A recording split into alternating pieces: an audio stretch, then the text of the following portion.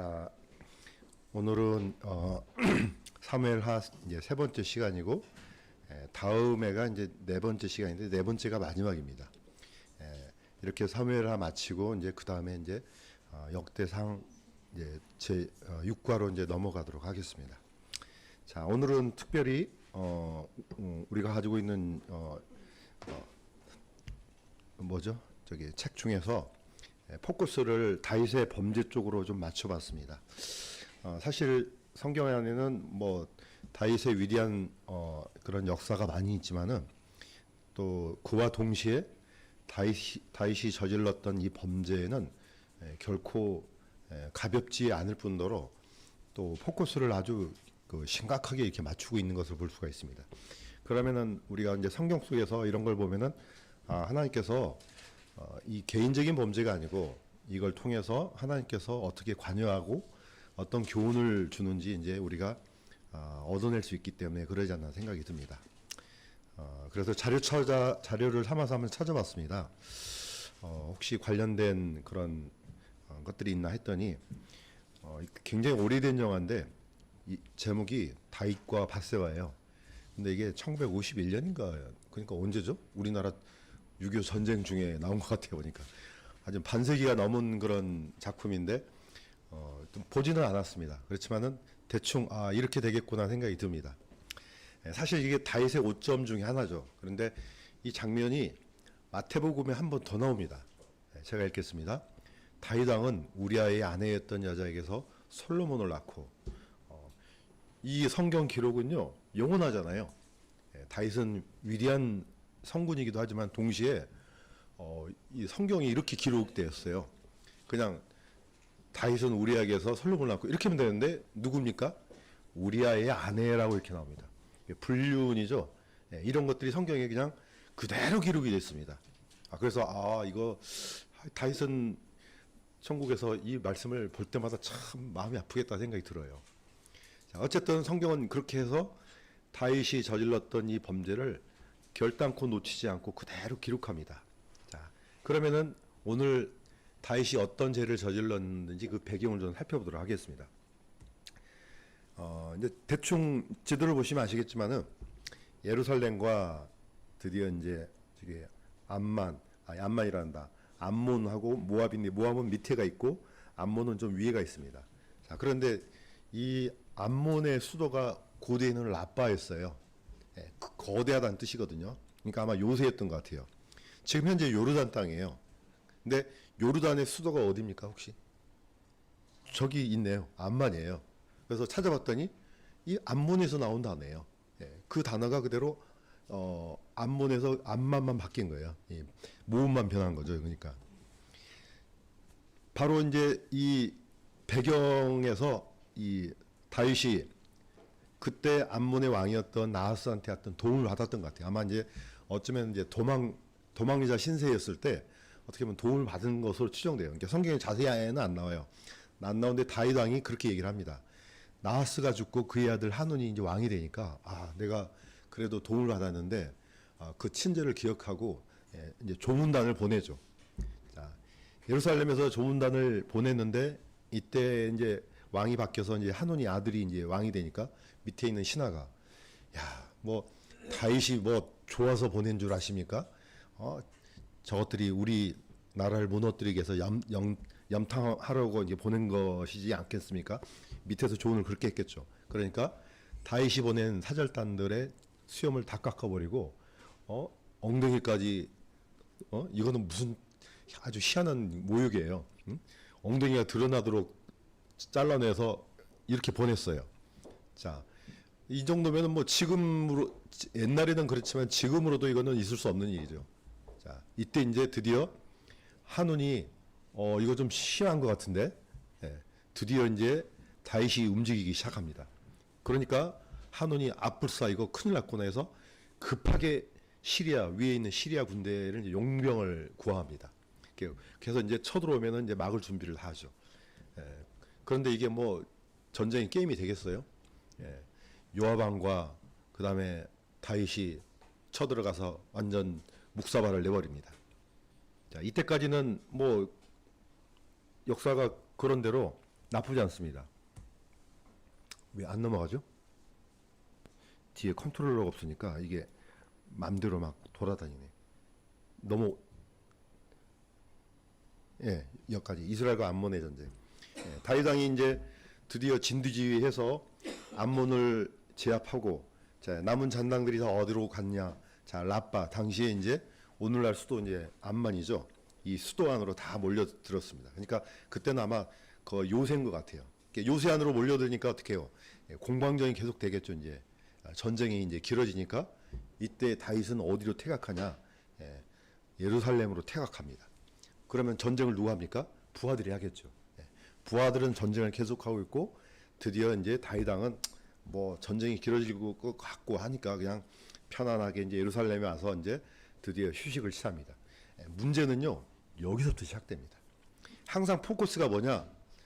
차라리 다윗이 전쟁을 끝까지 완전히 암몬을 제압할 때까지 있었으면은 이런 일이 안 일어났을 텐데, 이 전쟁터에서 벗어나서 자기 혼자 예루살렘에 가서 백성들이 잘 사나 하고 이제 위에 이제 예루살렘이 높잖아요. 제일 높은 데 있으니까 올라가서 딱 둘러보는데, 하필이면은 그때 이제 우리가 알고 있는 것처럼 우리아의 아내였던 밧세바가 눈에 들어옵니다. 이거는 굉장히 좀 성경에서는 우리한테 주는 교훈이 딱 포인트 같아요. 뭐냐면은 특히 그 성인 남자는요, 눈을 조심해야 돼요. 저도 항상 느끼는 거지만은 예수님께서 이걸 아시고 그 얘기를 하시잖아요. 여자를 보고 눈으로 많이 들어오거든요. 제가 하필이면은 이 다윗도 그게 왜 그 시간에 왜 그게 들어왔는지. 자, 눈으로 들어오니까 어떻습니까? 욕심이 발동되죠. 욕심이 발동되니까 어떻습니까? 드디어 행동으로, 액션으로 나오기 시작합니다.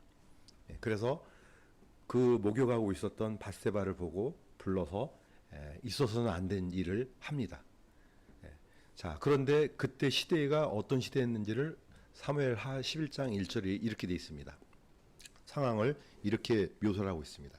그들이, 다시 말해서 이스라엘 병사들이 암몬 자손을 멸하고 라빠를 내어 쌌더라. 그러나 다윗은 예루살렘에 여전히 머물러 있더라. 부하들은 열심히 나가서 전쟁터에서 목숨을 걸고 싸우는데 다윗은 예루살렘에서 있었습니다. 이 눈이 이제 어떤 눈이 됩니까? 악한 눈이 됩니다. 그전에는 하나님께서 내려다보시고 심판하시고 공의 하나님, 뭐 모든 것들이 어떤 다윗을 지배하고 있었는데 눈이 한번 뒤집히잖아요. 악한 눈으로 채워지니까 이게 안 보입니다. 하나님에 대한 두려움, 하나님에 대한 공의, 하나님에 대한 예배, 이 다 사라져 버립니다. 이게 제2의 시작이라는 거죠. 이거는 굉장히 중요한 포인트 같아요. 이건 다윗의 문제가 아니고 지금 오늘날 우리한테도 똑같습니다. 여전히 같은 형태로 일어나요. 약간 상황만 다를 뿐이지. 이렇게 해서 다윗은 점점점 깊은 어둠으로 빠져가는데, 이때 이 어둠을 깨웠던 사람은 다름 아닌 사실 우리아예요. 자, 보시면 보세요. 자, 일단 죄를 저질렀어요. 그랬는데 밧세바가 임신을 하게 됐네. 어떻게 해요? 이걸 어떻게 가려요? 꾀를 생각하는 게 뭡니까? 전장에 있던 밧세바의 진짜 남편 우리아를 불러들여서 이걸 감춰야 되는 거죠. 불렀어요. 그래서 이제 편히 쉬고 집에 가서 자. 이렇게 하면 어떻게 합니까? 자신의 범죄가 가려지겠죠. 그랬더니 이 우리아가 이렇게 얘기합니다. 사무엘하 11장 15절 제가 읽겠습니다. 우리아가 다윗에게 이르되 개와 법궤와 이스라엘과 유다가 장막에서 머물고 또 내 주 요압과 내 주의 종들이 빈들에서 진을 치고 있거늘 내가 내 집으로 가서 먹고 마시고 내 아내와 함께 누우리까? 왕께서 살아계신가? 왕의 혼이 살아있음을 두고 맹세하거니와 내가 이를 행하지 아니하겠나이다. 저는 이 성경에서 진짜 군인이다, 이 사람. 야, 이렇게 충성된 사람이 있나? 적어도 보면 이게 군인 정신이 아니겠습니까? 밖에서 지금 전쟁하고 있는데 다윗이 불렀어요. 고생 많지. 그러니까 오늘은 잘 먹고 집에 가서 잘 살아, 자고 그 다음에 이제 떠나도 그러니까 어떻게 합니까? 자신의 범죄를 덮기 위해서 우리아를 전쟁터에서 불러서 이렇게 했지만은 우리아는 끄떡하지 않습니다. 사실 우리아라는 이름이요, 여호와는 나의 빛이다, 나의 하나님은 빛이다, 이런 뜻이에요. 빛이에요. 이거는 다윗의 양심을 어떻게 보면 비춘 거예요. 그렇지만은 다윗은 점점점 더 깊은 어둠으로 빠져들어갑니다. 살다 보면은 이게 그러니까 처음에 시작이 중요한 것 같아요. 거기서 멈췄으면은 다윗이, 근데 이게 쉬운 게 아니죠. 거기서 딱 멈췄으면 얼마나 좋았을까요? 그런데 이게 안 되겠구나, 쟤를 살려주면 안 되겠네, 어떻게 합니까? 이렇게 이제 작전을 바꿉니다. 사무엘하 11장 15절에 이렇게 되어 있습니다. 너는, 이제 요압 장군한테 이제 편지를 써서 보내죠. 너는 우리아를 가장 맹렬한 싸움에 최전방에 두고 그로부터 물러가서 그가 맞아 죽게 하라. 자, 편지를 써서 우리아한테 보내는데 우리아는 이 편지가 어떤 편지 모르죠. 이걸 갖고 요압한테 갑니다. 요압이 딱 보니까 이거는 죽이라는 뜻이구나. 그런데 어떻게 죽인다? 이거는 아주 사악한 방법으로 죽이는 거예요. 최전방에 보내서 전투할 때 군대를 싹 빼버리는 거예요. 그럼 어떻게 해요? 제일 앞에 있는 사람만 죽는 거예요. 그럼 어떻습니까? 전쟁터에서 그냥 죽었네, 이거예요. 나중에 보고하니까 뭐 전쟁 하다 보면은 이렇게도 죽고 저렇게도 죽지, 이거예요. 그러니까 어떻습니까? 이 모든 다윗의 범죄가 다 가려지는 겁니다. 자신의 범죄도 가려지고 이 사람도 죽고 다 죽고. 본능적으로 사람들은, 우리가 이 아담을 보면 아시겠지만은 죄가 일단 들어오잖아요. 그러면 본능적으로 뭐가 일어납니까?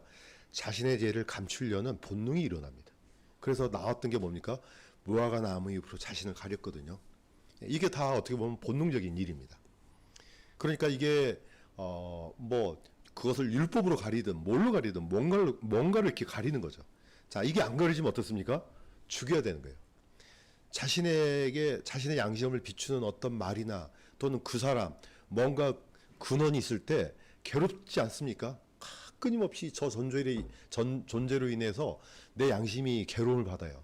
그러면 그 근원을 죽여야 되거든요. 다윗도 똑같습니다. 우리아가 살아있으면 안 돼요. 이 사람이 살아있는 동안에 자신의 범죄가 감춰지지가 않습니다. 어떻습니까? 죽이 없애야 되는 거죠. 이게 넓은 의미로 보면 어디로 갑니까? 당시 예수님과 바리새인들, 그 이후에 수많은 사도들의 삶하고도 이게 똑같이 맞아떨어져요. 자신의 양심을 비추는 그 말씀이 살아있으면 안 되는 거예요. 그러니까 없애야 되는 겁니다. 없애면은 얼마나 마음이 편하겠어요? 자기를 향한 그 빛의 강렬함이 없어지니까. 그런데 그게 사라지면 좋은데 안 사라진단 말이죠.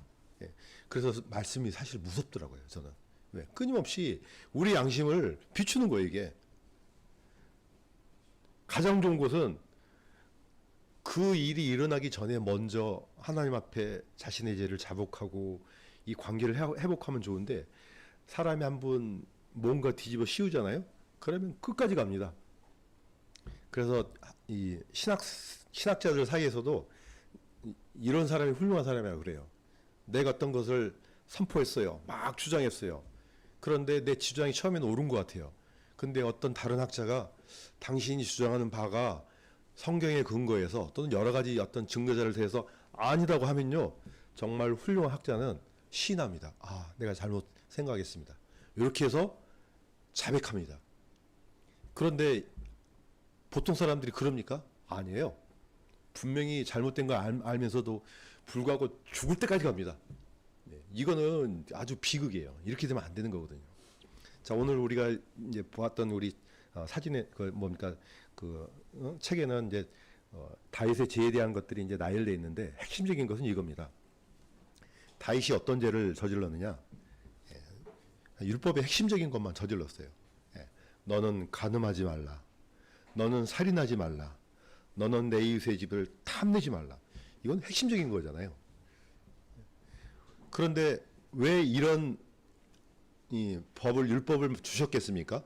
그냥 단순히 어떤 윤리적인 법으로 생각하면 안 됩니다, 이거. 자, 간음을 왜 해서는 안 되냐? 왜냐면 이거는요, 타인의 가정을 무너뜨리는 거예요, 이게. 가정은 하나님께서 세우신 최소의 어떻게 보면 예배 초소입니다. 가정은 굉장히 중요한 단위죠. 누구의 가정을 무너뜨립니까? 예, 우리아의 가정을 무너뜨린 거죠. 이거는. 두 번째는 살인하지 말라. 이거는 뭐 당연한 거죠. 이거는 하면 안 되죠. 왜냐하면 이거는 하나님께서 주신 귀중한 생명을 뺏어버린 거잖아요. 그러니까 구약 성경에서는 여기서는 한 가지 더 붙여요.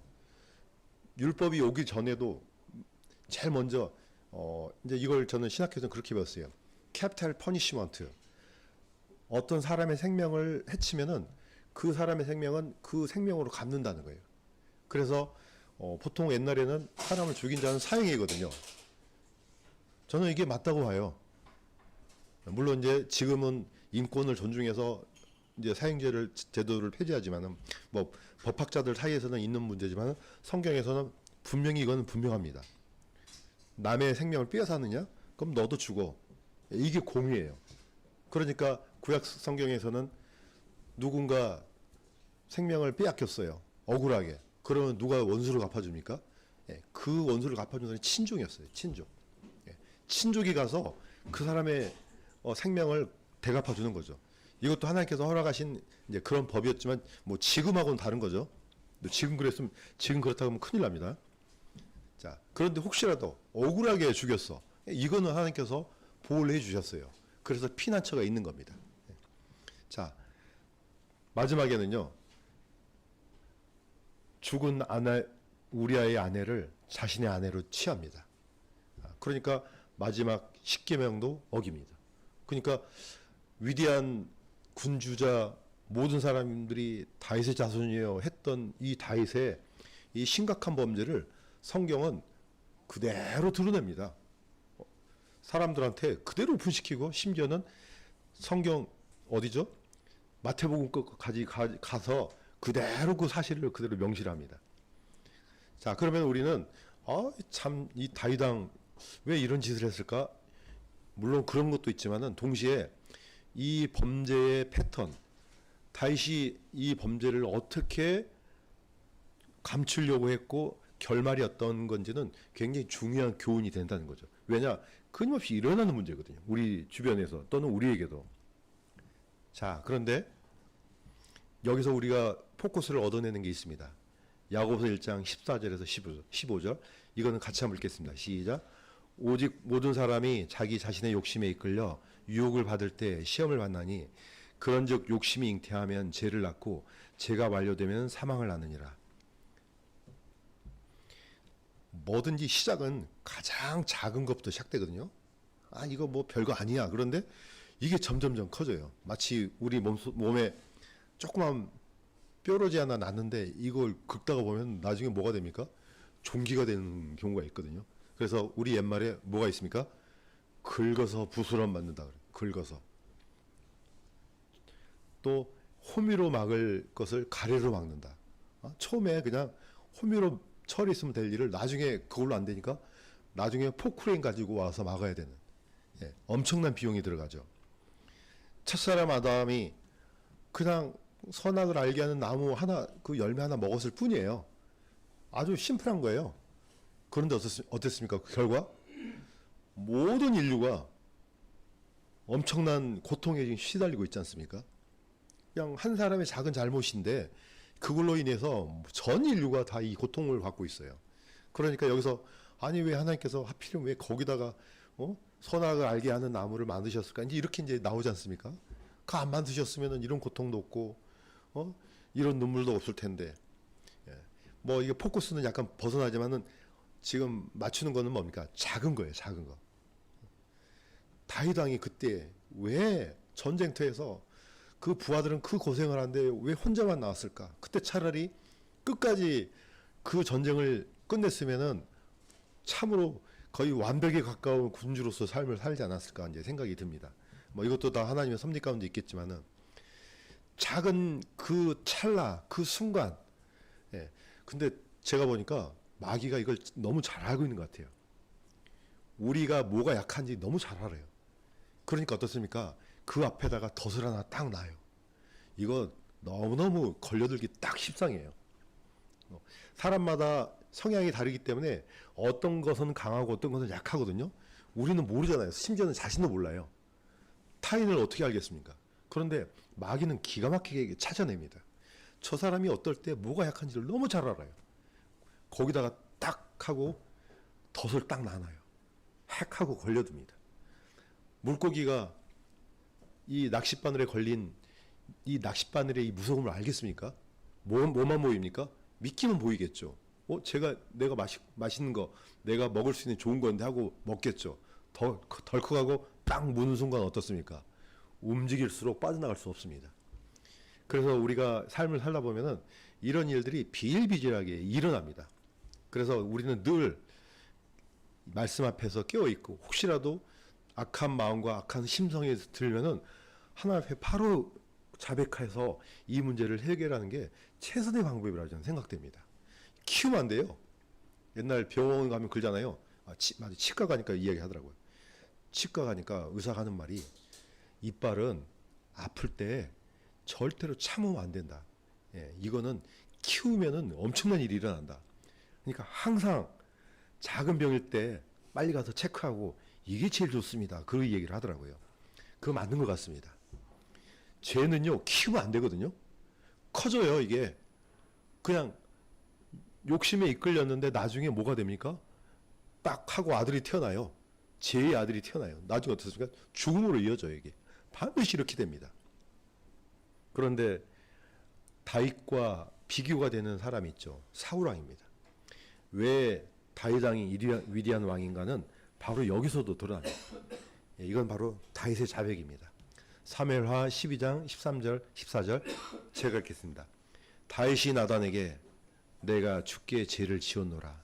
드디어 하나님께서 나단을 보내셨을 때 나단이 어떻게 보면 목숨을 걸고 가는 거예요. 왜냐, 사울왕 보세요. 사울왕한테 이런 얘기를 하면 살아남겠습니까? 제사장 85명도 다 죽여버렸는데 누가 살아남겠어요? 나단이 하나님의 말씀을 갖고 다윗한테 갔는데 다윗이 내가 주께 죄를 지었노라 이렇게 고백합니다. 이거는 보통 사람은 할 수 있어요. 왕이 이렇게 하는 건 쉽지가 않습니다. 그러니까 다윗 왕은요, 이런 면에서도 아주 위대한 왕이라고 저는 생각이 듭니다. 누구든지 내 행동이 잘못됐다, 또 누구를 통해서든지 어떤 게 이제 드러났다, 빛으로 드러났다 그러면요, 이렇게 하는 게 최선의 방법이에요. 주여, 내가 죄를 지었습니다. 옛날 같으면 죽여주시옵소서, 이거 아니겠습니까?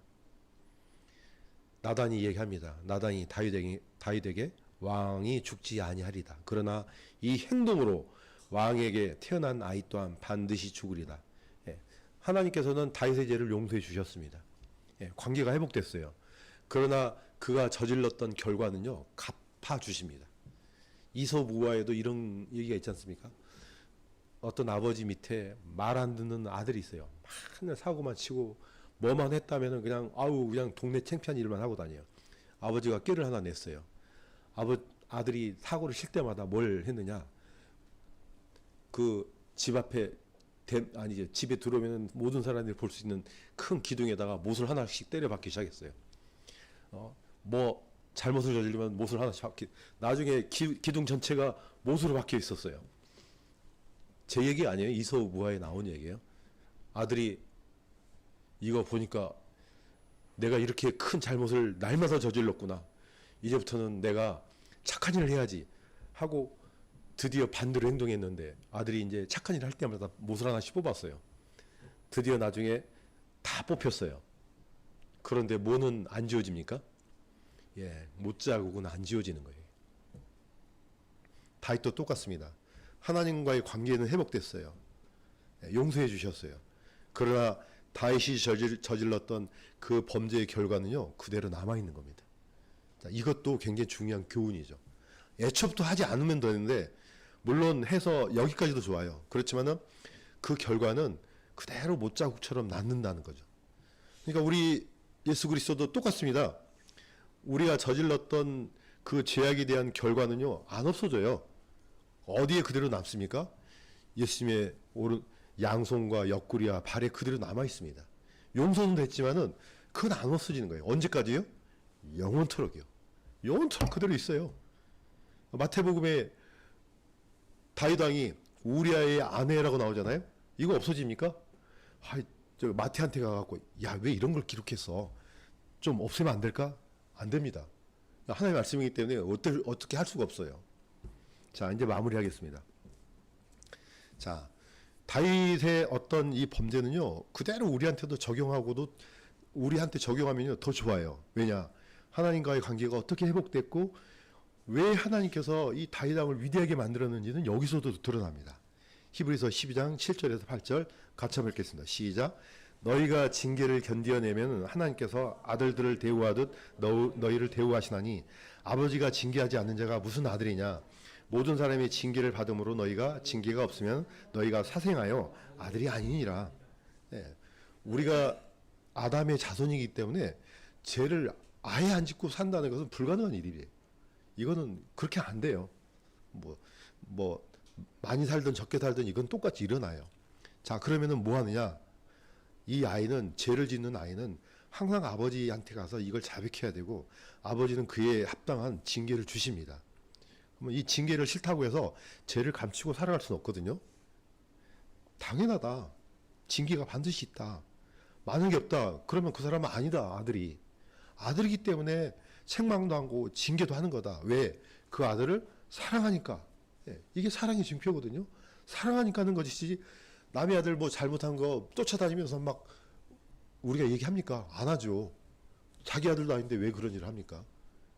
내 아들이니까 하는 거거든요. 똑같다는 거죠.